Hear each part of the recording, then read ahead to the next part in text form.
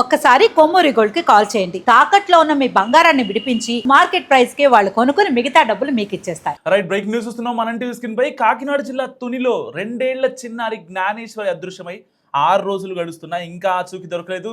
అయితే ఈ కేసులో కీలక పరిణామం చోటు చేసుకుంది.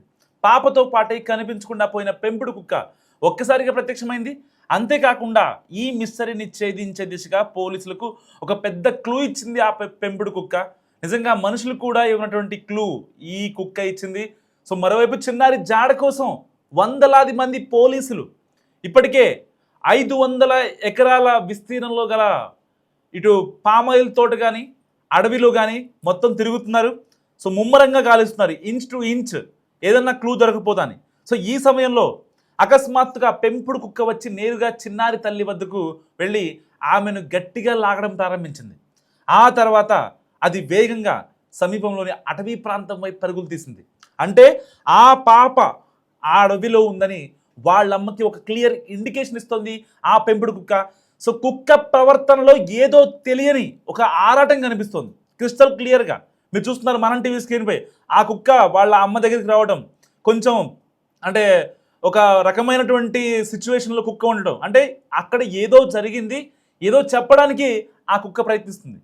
సో దీంతో చిన్నారికి సంబంధించిన జాడను చూపించే ప్రయత్నంగా భావించి అది పరుగు తీసిన అడవి ప్రాంతం వైపే పోలీసులు కావచ్చు, ఎన్డీఆర్ఎఫ్ సిబ్బంది కావచ్చు, రెస్క్యూ టీం కావచ్చు, డాగ్ స్క్వాడ్ కావచ్చు, లోకల్ పోలీసులు కావచ్చు, లోకల్ ఎంఆర్ఓలు వీళ్ళంతా కూడా గాలింపు చర్యలు ముమ్మరం చేపట్టారు. అయితే చిన్నారి ఆచూకీ 6 రోజులైనా సరే ఇంకా దొరకలేదు. ఎవరైనా కిడ్నాప్ చేశారనే కోణంలోనూ పోలీసులు ఇప్పుడు దర్యాప్తు చేస్తున్నారు. అటవీ ప్రాంతం నుంచి చిన్నారిని తీసుకెళ్ళి ఉంటారని కూడా అనుమానిస్తున్నారు.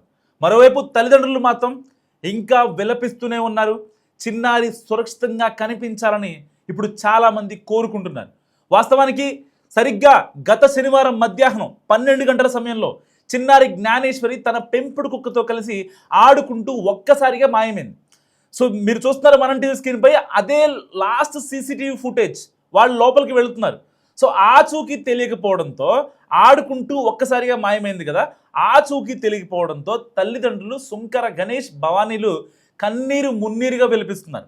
అండ్ దాని తర్వాత మిస్సింగ్ కేసు నమోదు చేసుకున్న పోలీసులు వందలాది బృందాలుగా విడిపోయి అడవిని మొత్తాన్ని జల్లెడపడుతున్నారు. అయితే సరిగ్గా మిస్ అయింది శనివారం అండ్ మంగళవారం మధ్యాహ్నం 3:30 సమయంలో ఆ పెంపుడు కుక్క ఒంటరిగా తోటలోని యజమాని ఇంటికి వచ్చింది.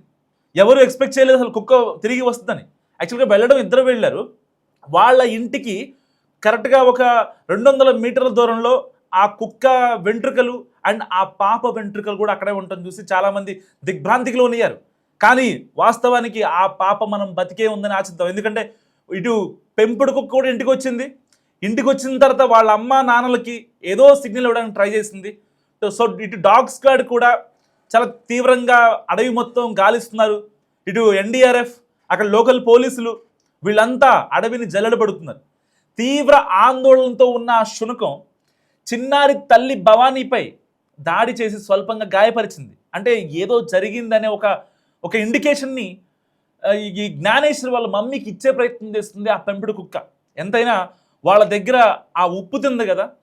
సో ఉప్పు తిన్న కుక్క ఎంత విశ్వాసంగా ఉంటుందో మనం ప్రత్యేకంగా చెప్పాల్సిన అవసరం లేదు. సో ఆమె చున్నీతో నోటితో ఏదైతే ఆ జ్ఞానేశ్వరి వాళ్ళ అమ్మ చున్నీని ఆ కుక్క నోటితో బలంగా లాగి మళ్ళీ ఈ యొక్క నల్లకొండ ప్రాంతం వైపు పరుగులు తీసింది.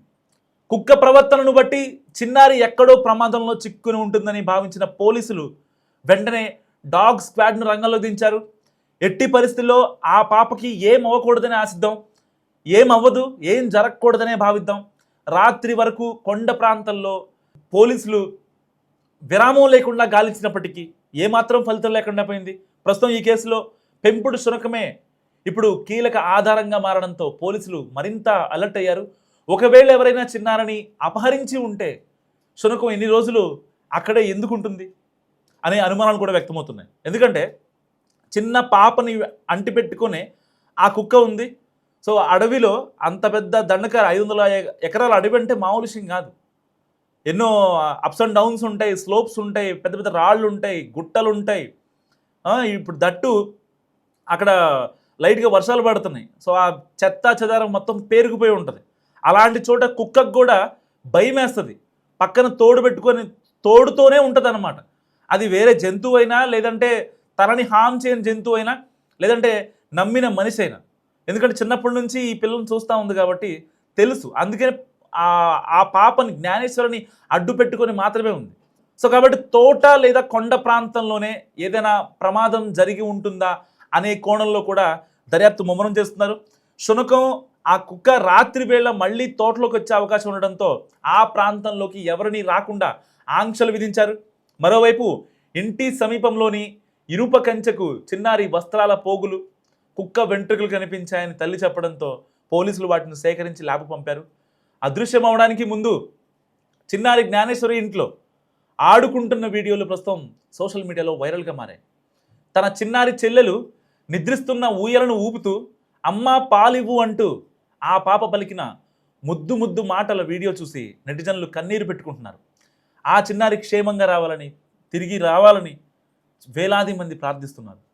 అగ్రహారం ప్రధాన రహదారిలో ఎక్కడా సీసీ కెమెరాలు లేకపోవడం పోలీసుల దర్యాప్తునకు పెద్ద సవాల్గా మారింది. దీంతో సాంకేతిక ఆధారాల కోసం గ్రామస్తుల ఫోన్ కాల్ డేటాను కూడా పరిశీలిస్తున్నారు. అనుమానితులు బయటి వ్యక్తుల సంచారంపై నిఘా కూడా పెట్టారు.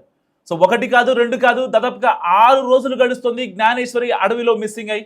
500 ఎకరాల అడవి చుట్టూ ఎటు చూసినా సరే చెట్లు చెదరాలు, పెద్దయిన కొండలు, ఇటు రాళ్ళు రప్పలు తప్ప మనుషులు కనపడిన ప్లేస్.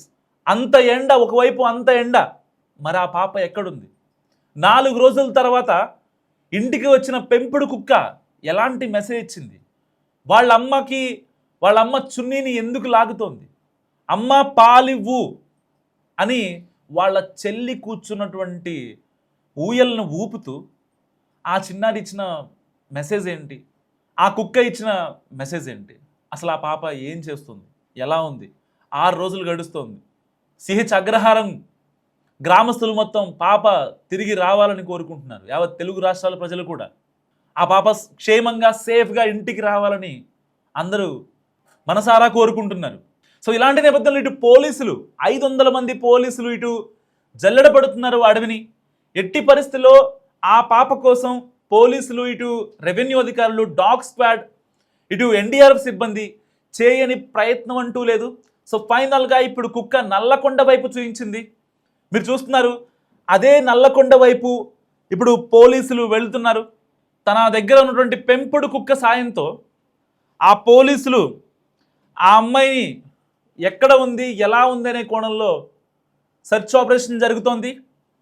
సో ఎట్టి పరిస్థితుల్లో చాలామంది ఆ అమ్మాయి సేఫ్గానే ఉంది, ఊరు దాటే క్రమంలో, లేకపోతే అంటే అడవిలోకి వెళ్ళే క్రమంలో ఎవరన్నా అపహరించారా, ఇంకెక్కడికైనా వెళ్ళిందా?